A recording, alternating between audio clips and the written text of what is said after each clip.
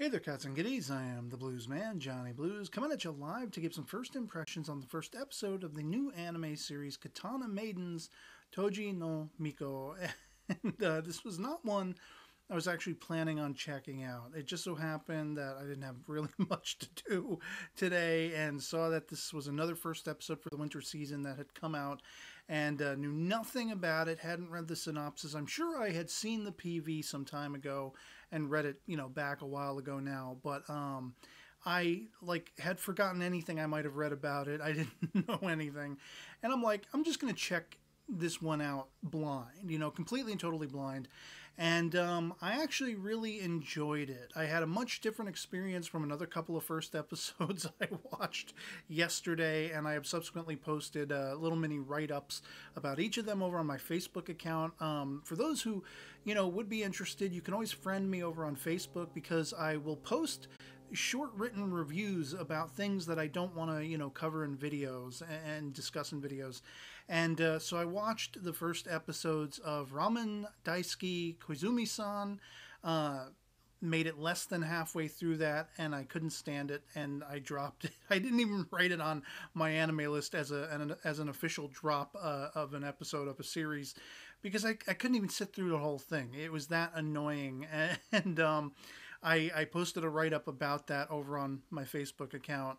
Again, a personal account where you can friend me if you want to have conversations or see what I'm saying about anime series I'm not covering in videos.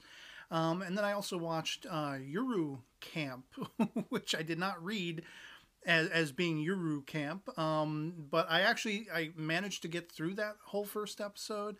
The whole first half of which, as I say in my write-up, nothing happened, and I was a little dismayed. Apparently pine cones can be set aflame and feel it, according to the show. And, the sort of two main focused characters were a little bit mind-numbing. And I had a couple of other critiques about, certain tropes in anime these days that I posted in a little write-up.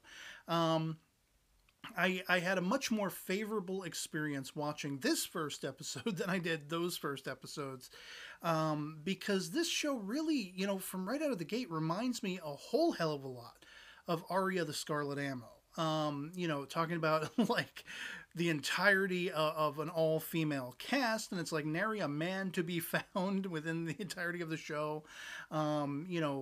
Schools teaching warriors, and then all of these girls are learning to wield katana blades, as the title suggests, and everything. And there are these creatures called the Aradama that are threatening humanity, and there's an elite force called the Toji, who are these sword-wielding women who wear uniforms, and they strike out to quell the threats of these creatures and everything with mystical magical abilities that enhances their natural prowess fighting, with the blade and everything like that.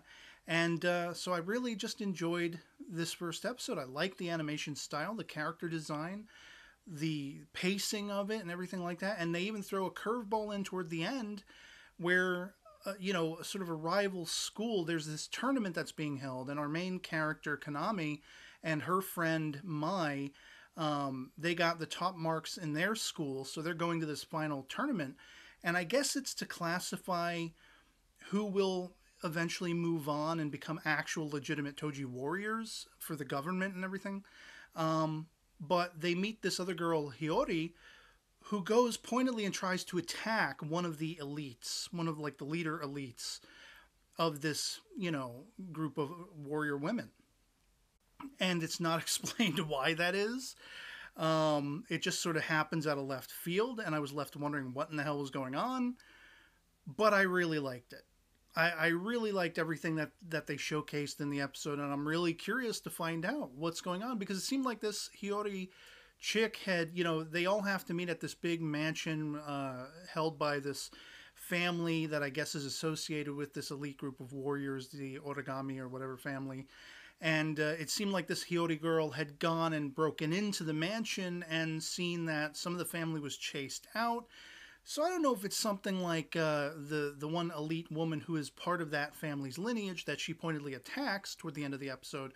Maybe she feels like, there's something going on behind the scenes where she chased out the rest of her family. Maybe she murdered her family.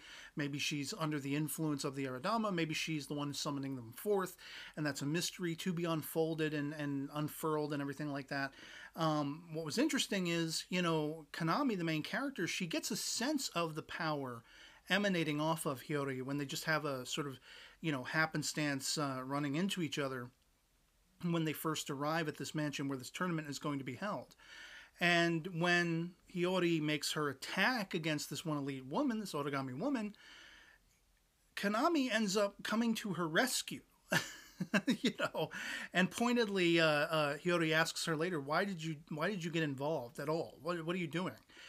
And Kanami's just sort of absent-mindedly like, well, we didn't really get to have our face-off against each other. So I figured, what the hell? I'll help you out, And so I don't know what that's all about. I have no idea. What I do know wholeheartedly is I enjoyed this first episode much more than those other two shows. Again, I've described at length as to why I did not enjoy them over on my Facebook account. Feel free to friend me if you're okay with that. If not, that's perfectly fine and acceptable as well. You're just going to be missing out on certain things that I don't feel like talking about in video form, especially when I don't happen to like something. I mean, I sort of ripped both of these shows apart a little bit in my write-ups, but hopefully to comedic effect. If you're somebody who's brought on board to my channel from all my Osama Game, the animation coverage, something like that, just it's kind of tonally like that, maybe a little dialed back, a little more dialed back.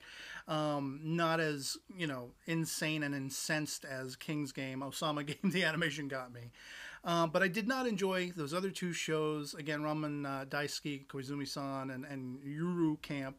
So I posted write-ups about those, and this was a show that I actually did feel motivated to do a video about, just because of how much I enjoyed it, how much I was reminded of the vibe and the look of Aria the Scarlet Ammo, as well as its second season or spin-off season AA, which I covered in reviews, and I had enjoyed both of those series. They aren't perfect by any stretch of the imagination, and I doubt this show will be, but I enjoyed it enough. It got me excited enough to want to stick with it and watch it and see where it goes. I doubt I will be covering this one in episodic reviews video-wise, but there's every possibility, if it continues to be as good and keeps me engaged and attuned as this first episode does, I will likely write it up in weekly reviews and things like that over on my Facebook account. So just want to put that out there for anyone who might not be aware of the fact that I also talk about anime over on my Facebook account. I talk about a lot of other things too.